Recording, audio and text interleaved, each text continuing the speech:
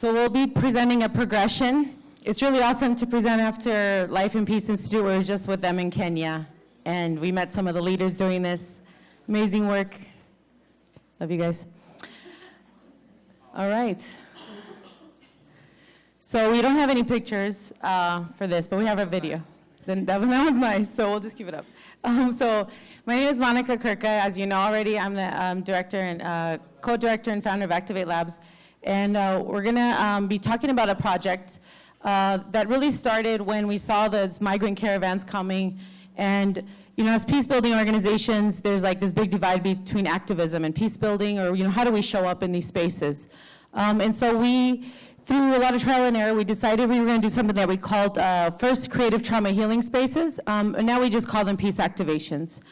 And we saw the migrant caravan, lots of people, thousands of people in shelters and stadiums, and we saw that the humanitarian, I talked to Favo many times about this, but the humanitarian side, you know, they're giving food, they're doing that, and then we have the human rights defenders, and we have lawyers, and they're doing that side. But the question was, you know, who's holding people's resilience and who's supporting people as they migrate? Because that is also sustenance, that keeps us through. Yesterday we did a workshop on non-tangible human needs, and there's non-tangible human needs that are not being met by what's happening. So we do art and storytelling and karaoke and dance parties in the middle of shelters, and it's a lot of fun. And during this time in Mexico City, we connected with Padre Escuela Libre, which at the time was helping migrants. That has changed. But he was asked us to provide protective accompaniment for very vulnerable populations. So we did 2 rounds. One was with the youngest was a 7-day-old baby that had been born on the migrant caravan.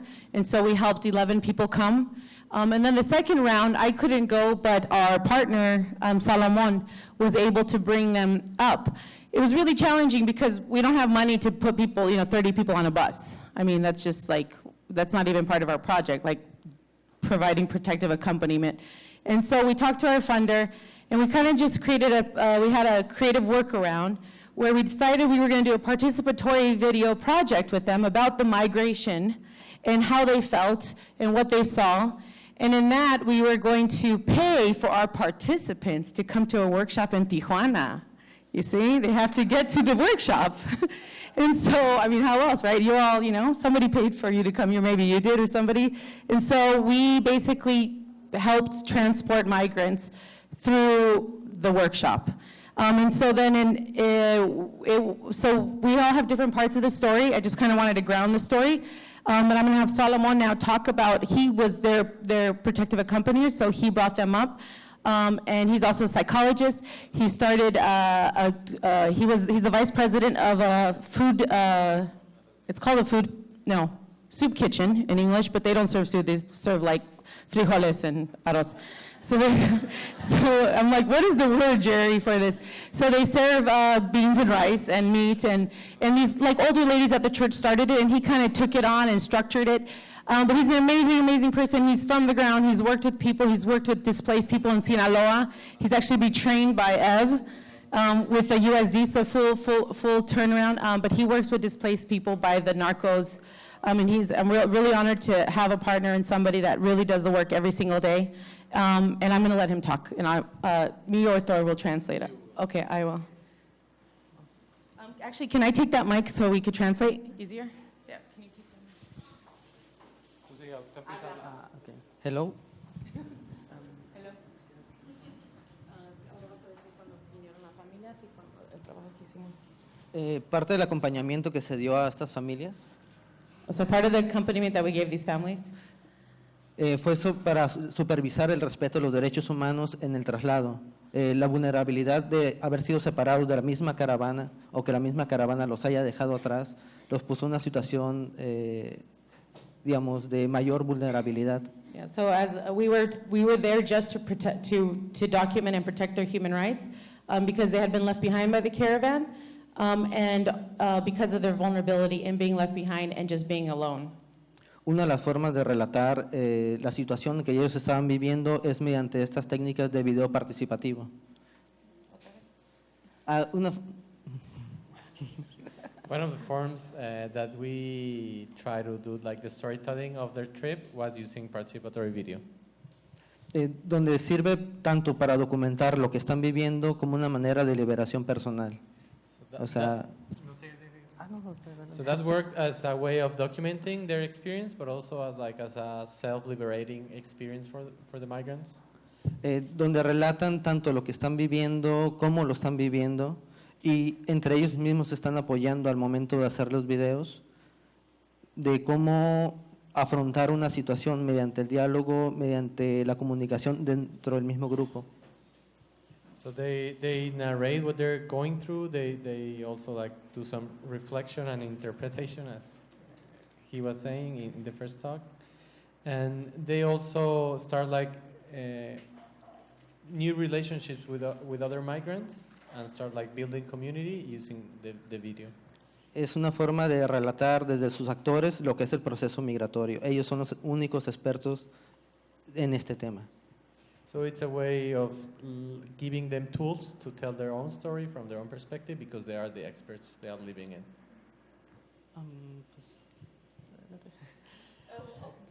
Well, no.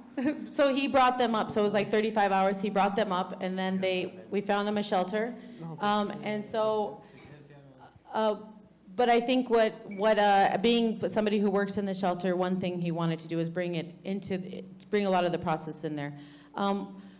We did a video, but I just want to say before Thor says that because of our consent is very important in the process, and so they don't want it on live stream, and so we wanted just to keep the integrity of this full session. Tomorrow we'll do an unconference where you can see the video and we can talk about that, and Thor will say more about that, but we're not showing that video. We're going to show another one of their reunification. So I'll pass. So, well, all that journey of the migrants started like, let's say, I don't know, when I met them and we had the training or the PV workshop, the participatory video workshop in Tijuana, it was like around November? January. And then like after 1 month, they crossed and they were like in detention for 8 months. So we just did like a quick, very particular participatory video workshop, not like the standard one, like I'm used to it. And it was a little bit of a surprise because they were very interested in telling their story and like healing through talking and through sharing. They were interviewing other migrants, but they also wanted to know more about like the next steps, the steps ahead, like once they crossed the border, what was gonna happen. So we mixed the workshop with legal advice, with creative trauma healing, with many discussions and a lot of hopelessness for them because the way ahead seemed very dark. Like they had crossed Central America and then Mexico, which is not like an easy task, and then they were here and they were like, oh, well, we're almost there, but that wasn't true. So we created a video which I had to edit because they were in detention and we couldn't like communicate. And then they did some recording. Monica did some recordings on the phone, and we tried like to keep up the project. And we used this video, their voices, their stories, to raise money for them, for their bonds, to get people to give free or low bono legal advice. And in the end, it was like a tool for them, for their story to be known, and for people in the US to realize that migrants are not all bad hombres and bad mujeres. They're also good people, nice people. Even though they're brown and short, they're nice. So we just realized that in working with them and building their agency through participatory video really transformed their experience, their memories. And we got to the point that they were like, now they're like some of them are like traumatized when they see a camera, because like it reminds them of all the trauma. And that's part of the project. I mean, they can decide when to stop because it's their story and it's their films and it's like their project. So we were happy to do that. And if there's enough time, we want to share a 2-minute video that You just watch. That happened after 8 months of detention.